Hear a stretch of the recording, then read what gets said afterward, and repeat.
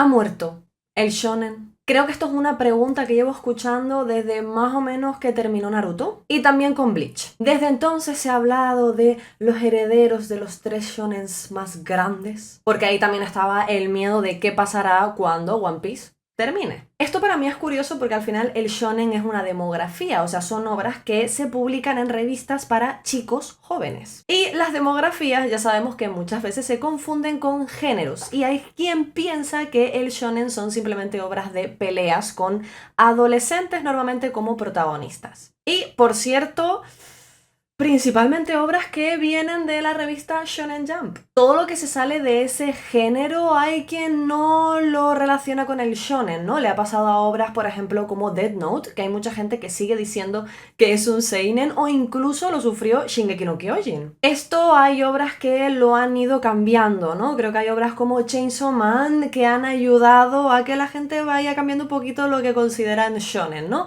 Pero para eso que se lo pregunten al shoujo, que normalmente son simplemente obras de romance, e incluso Las Quintillizas, que es un shonen, es a veces catalogado como shoujo. Y luego creo que hay un sector de gente que consume shonen que, y esto es pura opinión personal, que ejerce unas presiones específicas en determinadas obras del shonen y sobre todo de la Shonen Jump, ¿no? Que sean los sustitutos de esos grandes shonens como Dragon Ball, Bleach, Naruto o incluso One Piece. Y esto luego es lo que hace que haya tantas críticas cuando los finales pues no nos satisfacen o incluso el tiempo, ¿no? Porque ya vemos que obras tan largas como One Piece no son lo usual, que los mangakas suelen terminar mucho antes y ahí están obras como Jujutsu Kaisen o Kimetsu no Yaiba, ¿no? Que se esperaba que fueran obras muchísimo más largas y que hay pues un sector que no le gustó que terminaran tan rápido. Pero no estoy yo aquí para hacerles un resumen de las diferentes críticas y buenas cosas que se dicen de estos grandes shonens, sino más bien para comentarles pues que ya que ahora que ha terminado obras como My Hero Academia, que también se vuelve un poquito, el tema de Black Clover vuelve a resurgir el Dios, ¿quién va a sustituir? ¿Qué va a pasar con el shonen? Y yo no vengo a responder eso, pero sí que les vengo a contar algunas obras shonens que me han parecido pues interesantes y que se las quiero compartir aquí. Y voy allá con la primera, que es el manga de Gokurakugai. El manga nos presenta una ciudad ficticia con el nombre Gokurakugai, un lugar repleto de corrupción, desapariciones y peligros constantes. Humanos y personas mitad bestias coexisten en una sociedad que está marcada por la discriminación, donde aquellos con rasgos de animales intentan ocultarlos. Ya que es una serie de hecho que me estoy leyendo ahora, me fue imposible no acordarme de La Bestia del Rey, que también tratan este tema. En este entorno caótico conocemos a los protagonistas, Tao y Alma, quienes de cara a la sociedad dirigen una agencia especializada en resolver problemas, pero en las sombras se dedican a investigar incidentes extraños y desastres provocados por los magas. ¿Y qué son los magas? Pues son criaturas terroríficas creadas a partir de la resurrección de cadáveres, tanto de humanos como de animales. Se alimentan de humanos y su poder proviene de su propia sangre, lo que les convierte en amenazas imparables y despiadadas. La forma en la que estos seres son concebidos y su relación con la sangre los vincula directamente con mitos y leyendas de la literatura clásica, elevando para mí la narrativa de Gokurakugai a un nivel un poco más profundo y simbólico. Laura, madre mía, ¿cómo te encanta sobreanalizar? Pues sí, me encanta. Y es que en la Divina Comedia de Dante, el infierno es descrito como un lugar donde las almas condenadas sufren tormentos eternos, custodiadas por demonios grotescos y bestias que reflejan los pecados de los mortales. En Gokurakugai, los magas pueden verse como la manifestación de una maldición similar, una forma de castigo infernal traído al mundo humano. Son seres que no solo devoran cuerpos, sino que arrastran consigo la esencia de aquello que fueron en vidas, creando una conexión macabra entre lo que eran y en lo que se han convertido. ¿Y en qué otro libro grandísimo de la literatura podemos pensar sabiendo esto? En Drácula, por supuesto, de Bram Stoker. Y es que al igual que los vampiros, los magas dependen de la sangre para su supervivencia y su existencia está marcada por una sed insaciable. Pero aquí se añade un matiz aún más perturbador. Las personas de las que emergen los magas pueden aparecer momentáneamente, suplicando ayuda o incluso tratando de controlar a la criatura en la que se han convertido. Y esta dualidad entre lo humano y lo monstruoso se asemeja a la idea de Nosferatu, como una entidad maligna que en el fondo conserva esos rastros de su antigua vida. De hecho, el manga ya nos ha mostrado en ese sentido magas que intentan renegar de esa maldad, de ese cazar humanos y volverse veganos, como diría mi queridísimo Edward Cullen. Pero en este sentido, el mangaka Yuto Sano hereda situaciones que hemos visto en películas como Déjame entrar, también en Entrevista con el vampiro, La mosca, en Buffy, la cazavampiros, en Lo que hacemos en las sombras o incluso Supernatural. En todas ellas vemos a los vampiros o a los demonios intentar comer la misma comida que los humanos, pero o se ven incapaces de hacerlo o finalmente acaban vomitando. Así que aunque puedan pensar que estoy sobreanalizando todo, sin este tipo de clásicos de la literatura o clásicos de series y películas no podríamos tener obras como Goku Rakugai, porque claramente beben de este tipo de contenidos. Y ya que estoy, siempre que hablamos de monstruos tenemos que mencionar esta primitiva referencia que es Frankenstein. Frankenstein de la grandísima Mary Shelley, ya que la creación de vida artificial a partir de los restos de humanos lleva siempre a cuestionamientos sobre la identidad, la monstruosidad y el rechazo de la sociedad. En Goku Rakugai los magas son revividos de una manera completamente perversa y son despojados de su humanidad, no del todo, pero pasa, y son convertidos en instrumentos para la destrucción. A nivel de manga, obviamente, todo esto recuerda muchísimo a Jujutsu Kaisen y también a Fullmetal Alchemist. Y ahora que ya hemos ido con el enemigo, vamos con el personaje principal, ¿no? Nuestro héroe, Alma. Es fundamental para mí explicarles primero qué son los magas, porque básicamente nuestro protagonista es mitad humano, pero mitad maga también. Esto provoca que tenga unas habilidades sobrenaturales gracias también a su sangre, que recordemos que es la fuente de poder del maga. Lo vemos por tanto luchar con su propia sangre y también es su propia sangre con la que se crean armas. Este poder cuenta con sus propias limitaciones. A pesar de su condición, Alma, no sabemos por qué, pero él decide vivir como un humano. Y en cuanto a Tao, su verdadera motivación es aún también un misterio. Parece que está buscando a alguien, posiblemente a una persona que se haya convertido en maga o algo similar, lo que podría darle al manga una trama más personal y dramática, pero todo es ver cómo avanza. Creo sinceramente que Goku Rakugai tiene todos los ingredientes para ser un shonen de éxito, tiene buenos personajes, un interés en cuanto a los enemigos, creo que hereda muchísimo de Jujutsu Kaisen, de esa fórmula que funcionó, y veremos cómo avanza. Sí es cierto que, y aquí les voy a decir que el segundo tomo me ha decepcionado un poco porque creo que avanza más o menos la historia hasta cosita aquí, porque todo el resto del tomo es el episodio piloto, ¿no? Que fue lo primero que salió de Goku Rakugai para que luego se convirtiera en una serialización. Y para mí es un poco pronto, ¿no? Todavía me estoy intentando pues enganchar del todo a la serie como para que me haya tenido que leer el capítulo piloto, que es muy similar a ya la primera parte que me leí. Entonces, bueno, tengo muchísimas ganas del tercer tomo para ver realmente cómo avanza la historia y cómo va tomando su propia identidad. Pero por ahora es una serie que voy a continuar 100%. Y vamos con una que para mí es una grandísima esperanza. Yo a esta serie le tengo muchas expectativas puestas. No sé si sea algo malo, pero con una narrativa distópica y oscura se nos presenta Aftergod.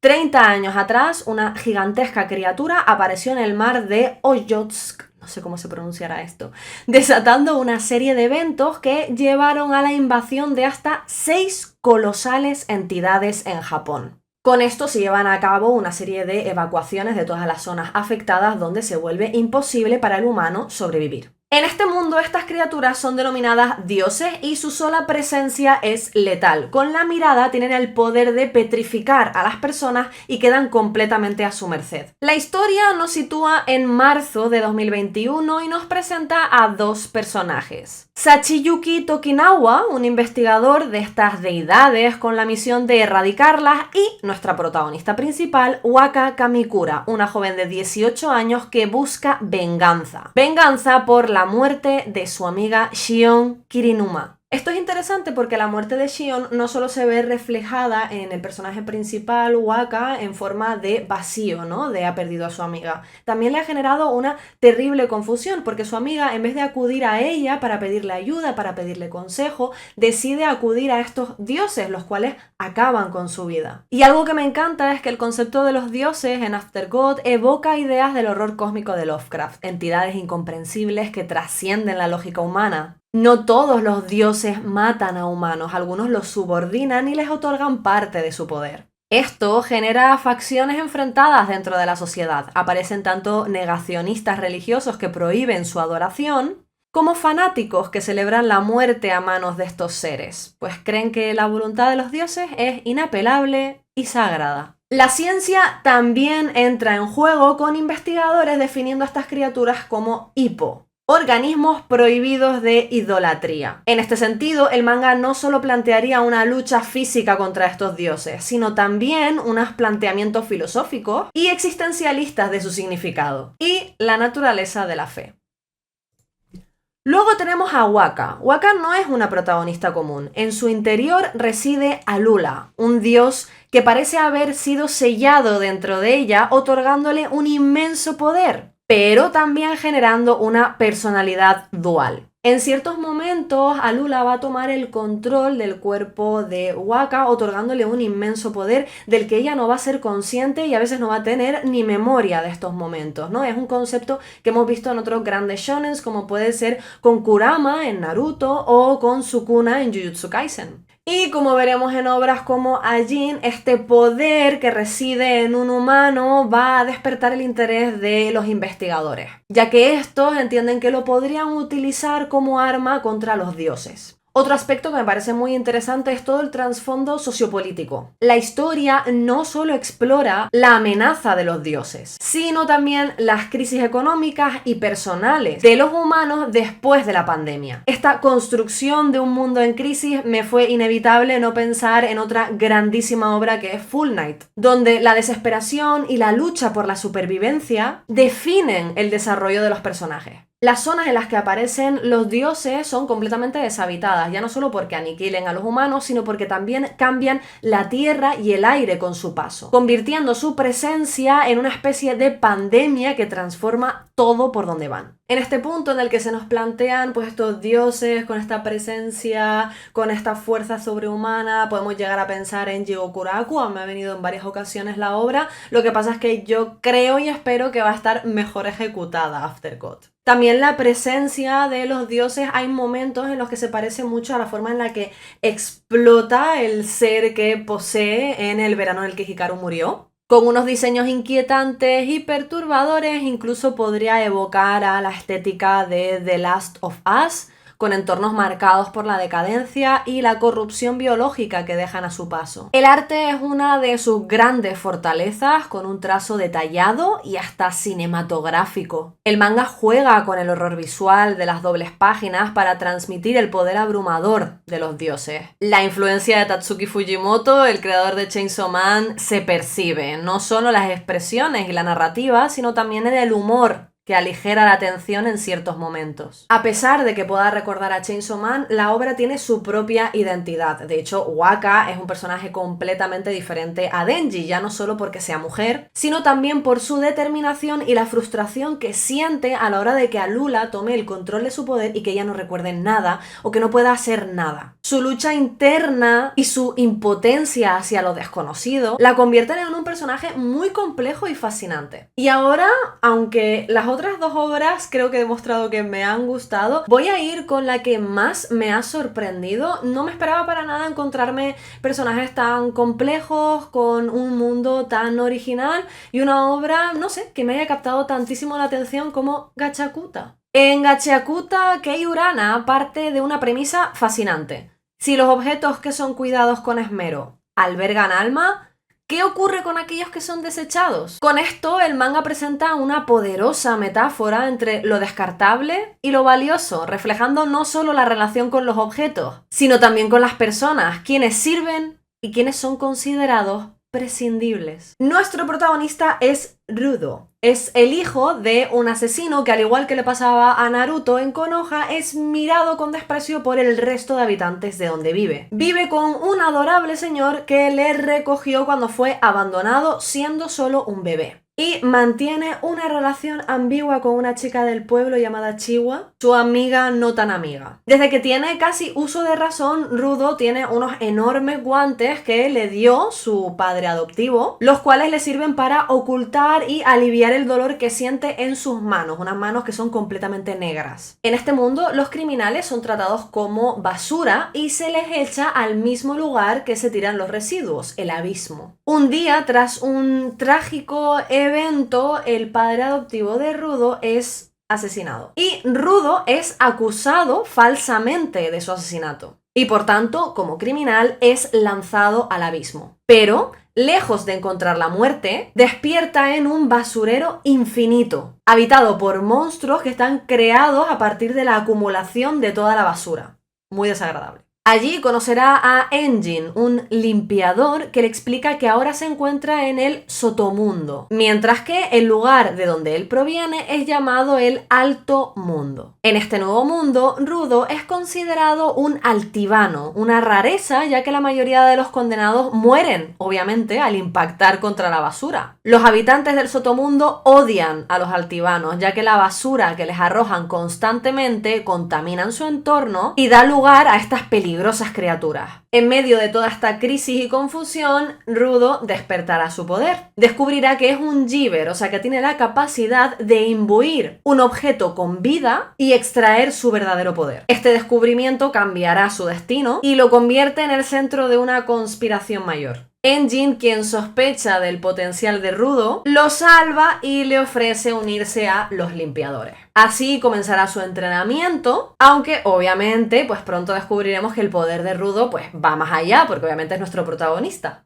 Y también pues habrán otras fuerzas pues interesadas en él. Con esta premisa he de reconocer que me acordé un poquito de una obra que no es un shonen, es un seinen, que es Atelier of Witch Hat. Pero bueno, ahí queda. Que yo para mencionar Atelier of Witch Hat estoy bien rápida. Considero Gachakuta una obra con una crítica feroz a la discriminación y obviamente también a los prejuicios. Rudo ha sido víctima de ellos durante toda su vida y al llegar a Sotomundo vuelve a vivir esto. Además, a partir de aquí, la historia enfatiza cómo los marginados son tratados como puros desechos, tanto literal como metafóricamente. Kei Urana, además, es una persona no binaria y yo creo que con esto aporta una visión muy única a su mundo, a sus personajes, y queda completamente reflejado en una obra que está creada con una profundidad emocional y un cuestionamiento de las normas sociales muy marcado. Además, el arte es impresionante, con un diseño de criaturas y escenarios que refuerzan la sensación de decadencia y brutalidad del mundo. Es un manga que, aunque sigue la estructura de un shonen, desafía muchas de sus convenciones con una historia cruda y muy original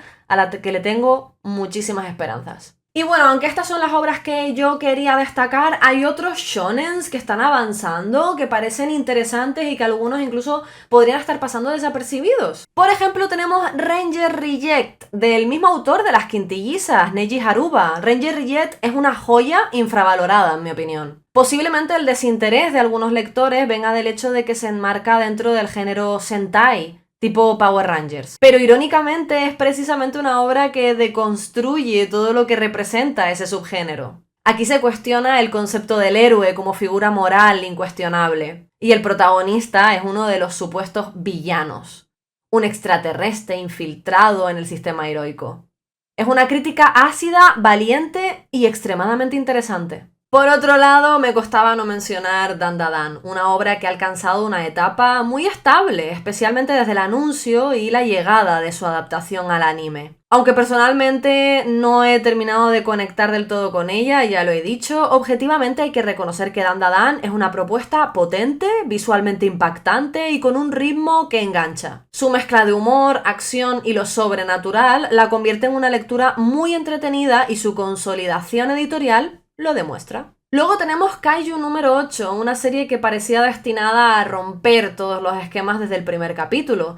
Aunque cuenta con muchos de los elementos clásicos del shonen, lo que la hace interesante es que su protagonista no es el típico adolescente, sino un hombre de 32 años. Es un género dirigido principalmente a jóvenes, así que este giro es arriesgado y justamente por eso es digno de valorar. Y hablando de esto, tenemos que hablar de Sakamoto Days, una historia que parte de una premisa ya conocida. El mejor asesino del mundo se retira, pero como siempre, la paz no es tan fácil de mantener. Aunque esta idea ya se ha explorado muchas veces, Sakamoto Days la ejecuta con un estilo propio, mucho humor y secuencias de acción muy bien construidas. Como he dicho, comparte con Kaiju número 8 el hecho de tener a un protagonista más mayor que el promedio de shonens, aunque aquí lo dibujen como si tuviera 70 años, cuando en realidad tiene 27. Una serie que llegó en el mismo contexto en que Tokyo Revengers estaba en pleno auge, aunque no ha tenido el mismo nivel de explosión mediática, quizá porque Windbreaker ofrece una historia de pandilleros un poco más realista, menos dramatizada y con un enfoque más cercano a las emociones cotidianas. Sigue siendo una propuesta que merece más atención y que se mantiene firme en su narrativa y crecimiento. Y hasta aquí el vídeo de hoy. Sé que hay muchísimas otras obras shonens que se están publicando y que son interesantes. Me planteé hablar de Akane Banashi, única y exclusivamente porque es una obra que me gusta mucho, pero al final, aunque sea también de la Shonen Jump, es una obra demasiado diferente. También están obras como Choujin X o Espíritus del Inframundo, ¿no? De Hiromu Arakawa, Choujin X de Suishida. Con esta no he terminado de conectar, pero esas portadas me parecen demasiado maravillosas, así que le quiero volver a dar una oportunidad. Y en Espíritus del Inframundo, bueno, la verdad es que me gustó bastante, creo que se mantenía muy bien, pero como digo, hay muchísimas otras obras que, bueno, pues que se están publicando y no puedo estar hablando aquí de todas, ¿no? Entonces quería destacar estas de las que les he hablado un poquito y obviamente me encantaría leerles un poco en los comentarios para saber qué shonens destacan ustedes, cuáles son los que les están impresionando, cuáles creen que pueden llegar a explotar, a ser grandes éxitos. Les leo ahí abajo y les espero en futuros videocitos sobre manga. No olviden suscribirse si no lo han hecho ya y nos vemos en el próximo vídeo. Chao, chao.